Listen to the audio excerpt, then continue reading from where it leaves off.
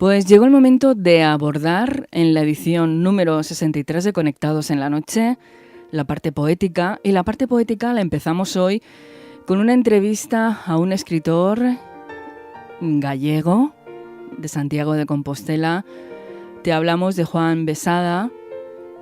Como te comentamos, nació en Santiago de Compostela en el año 1960, es licenciado en Filosofía y Ciencias de la Educación por la Universidad de Santiago de Compostela, tras dedicarse a la docencia como profesor de filosofía en educación secundaria. Se especializó en ciencia, tecnología y sociedad por la UNED. Entre sus publicaciones destacan Estudio de la influencia del Proyecto Manhattan en el desarrollo de la ciencia y de la tecnología durante la segunda mitad del siglo XX en Revista Galega do Ensino y en la revista Trivium, El Arroyo y Guiso, consideraciones acerca de las relaciones entre la filosofía y la literatura.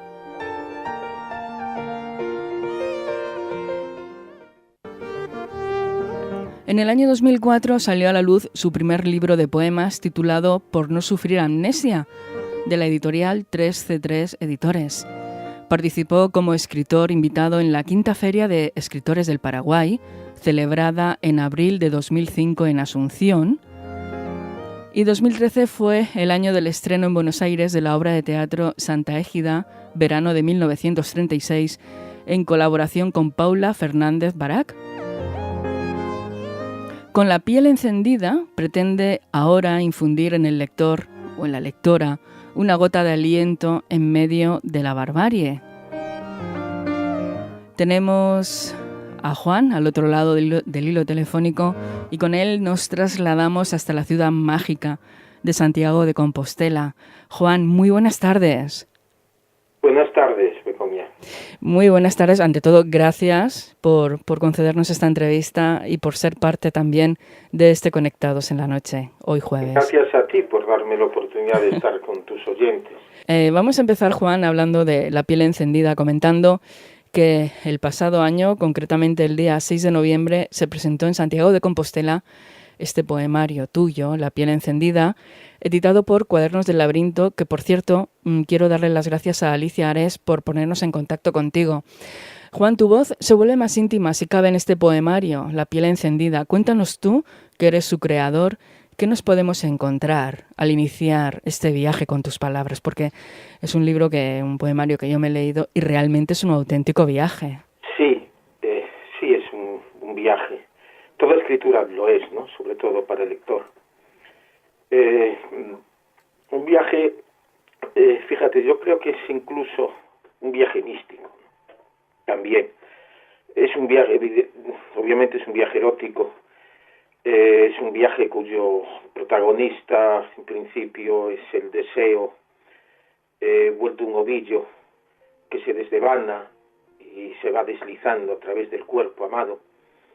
Pero es también un viaje místico, la subida a una montaña en cuya cumbre está el éxtasis, ¿no?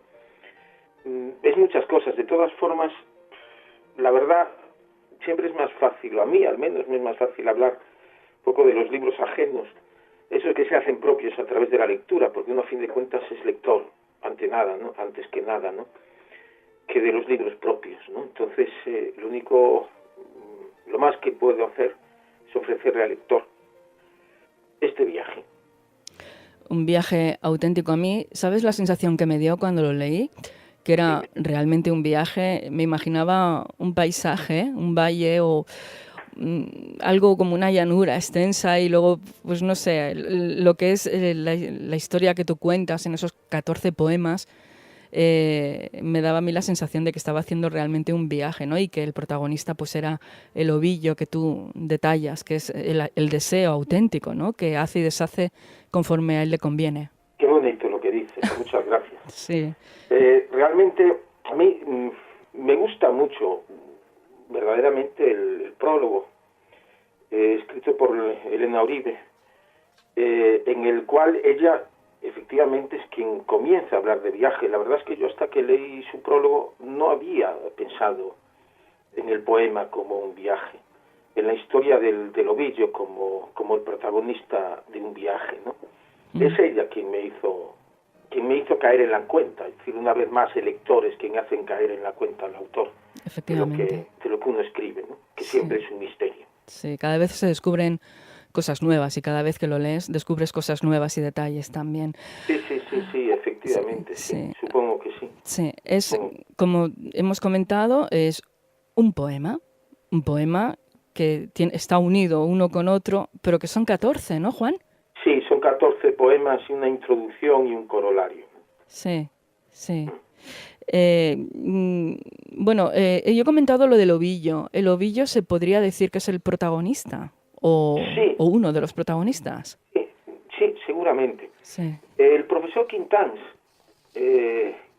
Manuel Quintans Suárez, que fue quien tuvo la amabilidad de presentar el libro aquí en Santiago, habla del poema como una escalera, porque en el poema introductorio es verdad que comienza a presentar una escalera, ¿no? Quiero poner una escalera en tu risa, dice el primer verso de la introducción, del poema que sirve de introducción, ¿no? Y él hablaba en esta presentación de los 14 poemas como 14 escalones, a través de los cuales el ovillo va ascendiendo. ¿No? Efectivamente. Por eso quizás yo termino hablando de la ascensión a una montaña, ¿no? Porque ese paisaje del que tú hablas efectivamente hay, y eso lo procuré desde el principio, llenarlo de imágenes, llenarlo de paisaje, ¿no? Hay un río, hay un río que transita el ovillo. Sí. Hay un tilo que constantemente está dando sombra al cuerpo. Hay un pájaro que va indicando el camino. Efectivamente. Y uno se ve, yo mismo, a veces me iba viendo al escribirlo con ese mismo esfuerzo, además, que exige la montaña, ¿no? Cuando se va ascendiendo. Y esos momentos, además de tanto cansancio, que llega un momento que casi te preguntas por el sentido de ese paseo, ¿no? Sí. Y sí, hay todo eso. Me interesaba encadenar los poemas, encabalgarlos de tal manera que el verso con el que cada uno terminaba comenzase el poema siguiente. Y esto es un poco lo que distingue los 14 escalones de la escalera que se propone de principio. Efectivamente. Juan, ¿cuándo te diste cuenta de que el poema tenía un final? A ver, desde el principio, aquí hay diversas fases, ¿no? Hay un momento en el cual fui agarrado por el poema, ¿no? Digo, fui agarrado porque es él quien te agarra, ¿no? En el momento en que, bueno, ya iba constituyendo una entidad en sí misma, había un tilo, había un pájaro, había un río, había viento, había aire, había sonidos, ya tenía una entidad y entonces que te daba fuerza para ir siguiendo, ¿no? Pero había sobre todo una derrota, una derrota de navegación, ¿no? Una meta a la que llegar, un camino que seguir, claro y establecido. Y ese camino era la fuente del río que al principio se propone. Claro, al llegar, cuando el ovillo que va recorriendo a través del cuerpo un camino muy concreto que se puede seguir, se podría dibujar, ¿no?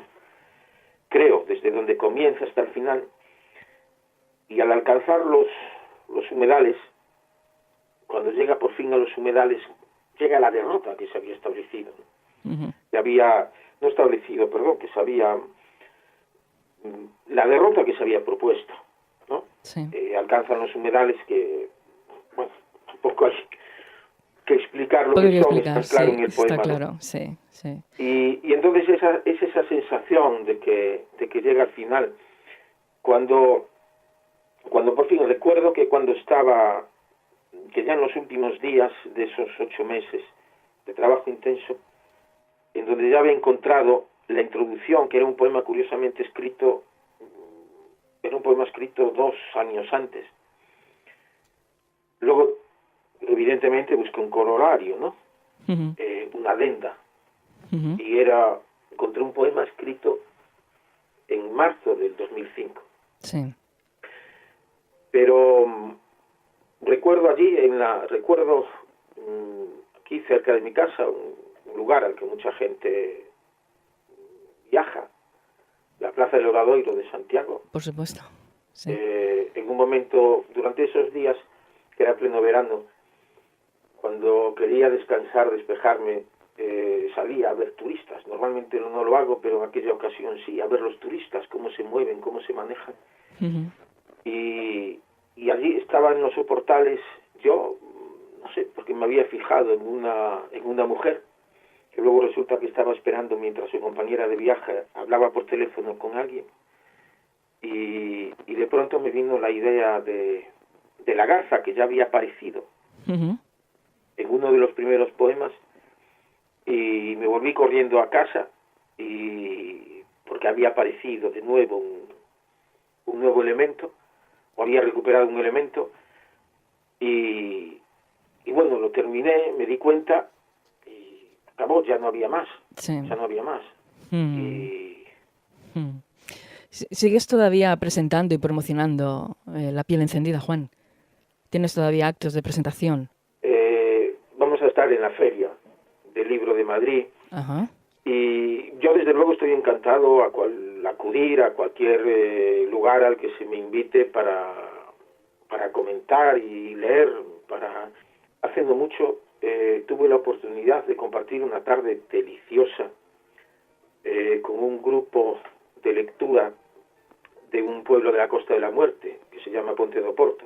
Uh-huh.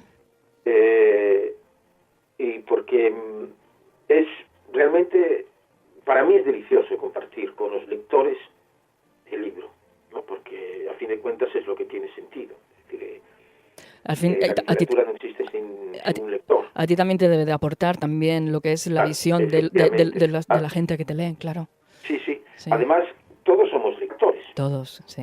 Antes que nada, ¿no? Uno antes que escritor es un lector, Uh-huh. no cabe la menor duda, ¿no? Uh-huh. Y entonces las lecturas son las que le van dando a uno la caja de herramientas y la mesa Uh-huh. de carpintero. Sirves habla mucho de la mesa de carpintero, ¿no? Uh-huh. Con la que uno pues va elaborando su trabajo, ¿no? Sí.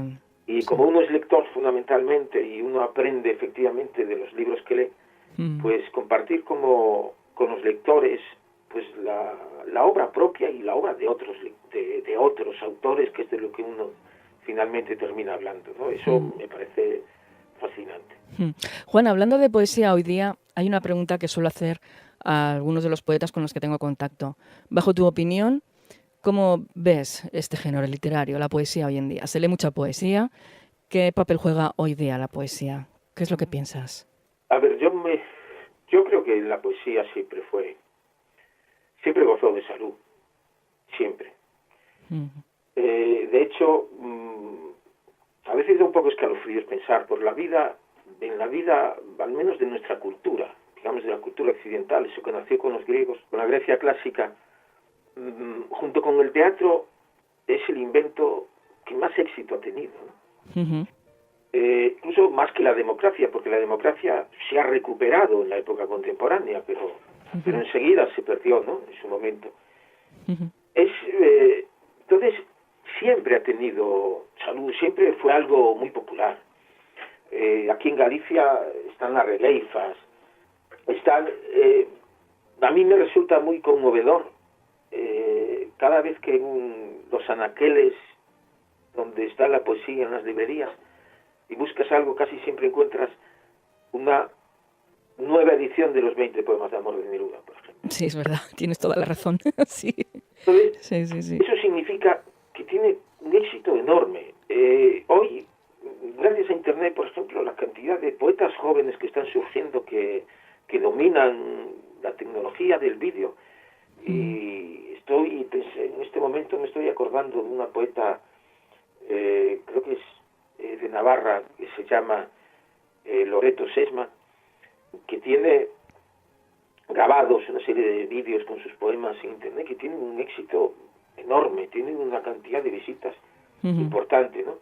Entonces yo creo que la poesía cumple siempre un papel en la vida de las personas grande, muy grande. Y es verdad que existe, sobre todo en España, existió en un momento una poesía incluso con afán elitista, Ujú. que se basó sobre todo en la búsqueda de imágenes, utilizando la imagen como un fin en sí mismo. Ujú. Y la metáfora ha de ser un medio para contar cosas, ¿no? Pero en términos generales, pensemos, yo qué sé, los cantautores, ¿no? Sí. La Ujú. época, cuánto contribuyó, cuánto éxito ha tenido Paco Ibáñez musicando a los grandes poetas del español, ¿no? Ujú. Cuánto en países latinoamericanos, en Colombia, cuánto éxito, qué popular es la poesía, ¿no? O sea, yo creo que la poesía tiene salud. Otra cosa es que los grandes medios de comunicación le dediquen o Otras, no tiempo, ¿no? Prefieren efectivamente. el fútbol, Por sin tener ejemplo, nada contra el fútbol, pero ni mucho menos, pero algo excesivo parece, ¿no? tienes toda la razón. Juan, ¿qué te parece si nos lees uno de los 14 poemas de La piel encendida? Vale, ¿no tienes predilección por alguno? Si quieres, empieza por el primero y ya engancho yo con él. Y seguiré yo más tarde con el segundo. Con el primero, con la introducción. Por ejemplo, sí. Vale. Ponemos un fondito de música y cuando quieras, ¿eh? Quiero poner una escalera en tu risa y apoyarla en el tronco del árbol que hace tiempo me dejaste trasplantar allí. Próximo a las colinas y no lejos del lago en el que descansan los dedos de mis manos cuando migran desde el norte con la intención de husmear en su ribera y hurgan entre la vegetación de las orillas al encuentro de la fuente de la que emana el dulce néctar que se convierte en un río.